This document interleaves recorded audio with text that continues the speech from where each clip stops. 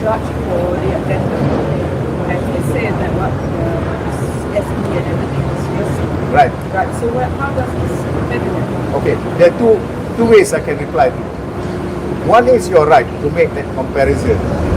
We seem to be hit by hearsay in the addendum case, and here on the reverse, we are hit by the hearsay rule in this case. Yeah, it doesn't seem to be to a common man, layman.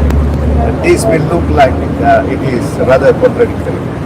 But number two, these are two different cases. Yeah. In this case, we have got the alleged Section 41A, which we think is not just unfair, but I think it is unconstitutional. Yeah, but that is a point we will argue later on at the end of the whole case. Yes, Swansea, because he has always wanted to give Swansea because he opened himself up to scrutiny, because there's nothing for him to fear.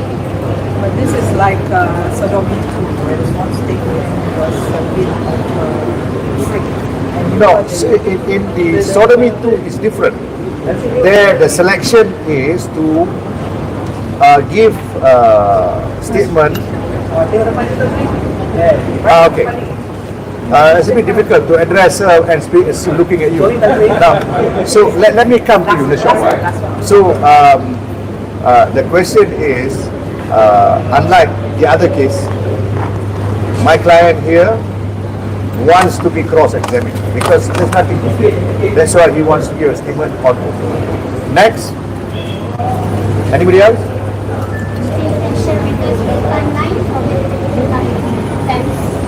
It starts on the 2nd of December.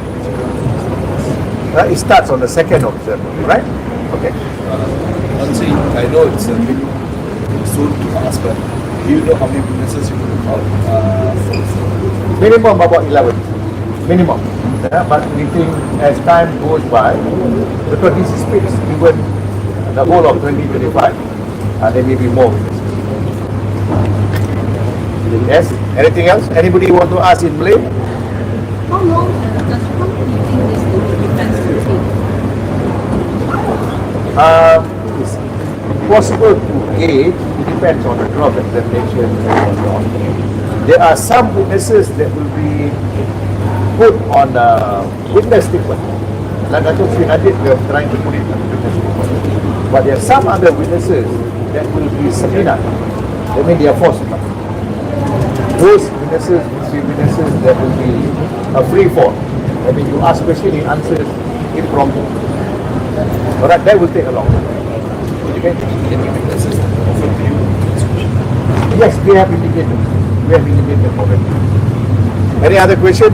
Those guys in front of me, you are so keen to address you. Nak tanya lah soalan. Yes. I apologize for Can you say that loudly? I don't think they can hear because I can't hear. So recently, Dr. Najib has apologized and coming up with his decision, and with this decision to end the defense, how do you indicate this? He apologized. Okay. Many of you, including a lot of politicians on the other side, some of you have innocently misinterpreted, but the politicians have purposely misinterpreted. Datuk Sri Najib apologized that the one MDB debacle happened during his watch. He's not saying that I did it. He's not saying that. He has to apologize because he's number one. They are under the Westminster system. If you are the head of the government and a bad thing happened under your watch, you apologize. Among other things, you apologize. And that's what precisely he did. He did not apologize for those purposes in order to get a better result here. No.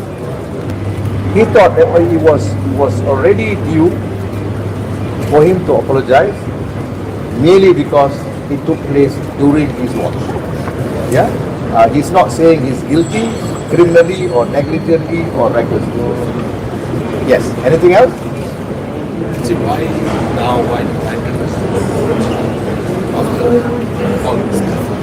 Yes. You see, he has given a statement in his civil trial pertaining to one MDB.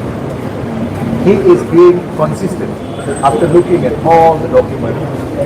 But what is more interesting, witnesses, even from the prosecution, and you will hear this afternoon from another witness, who is from the liquidator firm overseas, who will say who were the rascals, who were the culprits, who actually have done the scam on one end. You will hear from him, and he mentioned no name about that. Any other question? Yes? That's it? Okay, thank you very much. Thank you, sir. Thank you.